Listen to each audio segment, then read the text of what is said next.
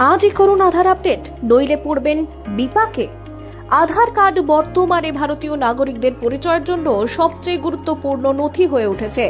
এর সঙ্গে বাধ্যতামূলক ব্যবহার বাড়ার সঙ্গে সঙ্গেই সরকার আধার কার্ড সম্পর্কিত নিয়মগুলো আরও কঠোর করেছে। আধার কার্ডের অপব্যবহার রোধ করতে সরকার গুরুত্বপূর্ণ পদক্ষেপ গ্রহণ করেছে। 2025 সালের 1 জানুয়ারি থেকে কার্যকর হওয়া এই নতুন নিয়মগুলির ফলে আধার কার্ড ব্যবহার করার সময় আপনাকে নতুন সুরক্ষা প্রক্রিয়া অনুসরণ করতে হবে। আপডেটের ডেডলাইন, বিনামূল্যে পরিষেবা। আধার কার্ড আপডেট করা এখন আরও জরুরি হয়ে উঠেছে।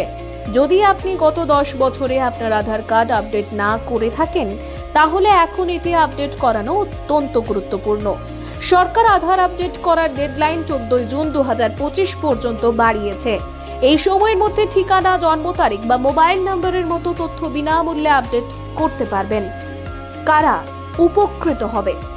এই পরিবর্তনটি বিশেষত তাদের জন্য সহায়ক হবে যারা তাদের আধার কার্ডের ঠিকানা বা অন্যান্য তথ্য পরিবর্তন করেননি।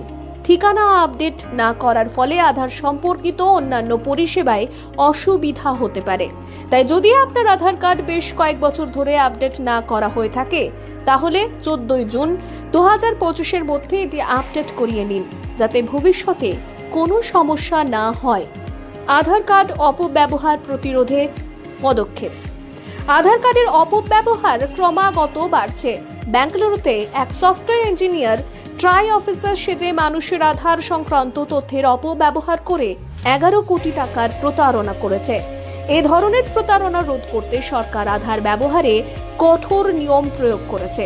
এর ফলে আধার কার্ডের অপব্যবহারের সম্ভাবনা কমে যাবে। আধার ডেটা সুরক্ষায় কঠোর নিয়ম। আধার কার্ডের ব্যবহার এখন কেওয়াইসি অর্থাৎ নো ইওর কাস্টমার প্রক্রিয়াগুলিতে বৃদ্ধি পেয়েছে।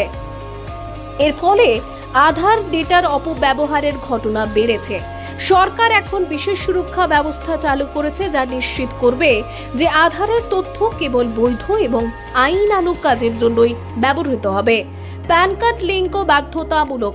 ভারত সরকার আধার কার্ড এবং প্যান কার্ডকে সংযুক্ত করা বাধ্যতামূলক করেছে। এর সময়সীমা 31 মার্চ 2025 পর্যন্ত। যারা এখনো প্যান কার্ডের সঙ্গে আধার লিঙ্ক করেননি, তাদের এখন এটি অত্যন্ত গুরুত্বপূর্ণ।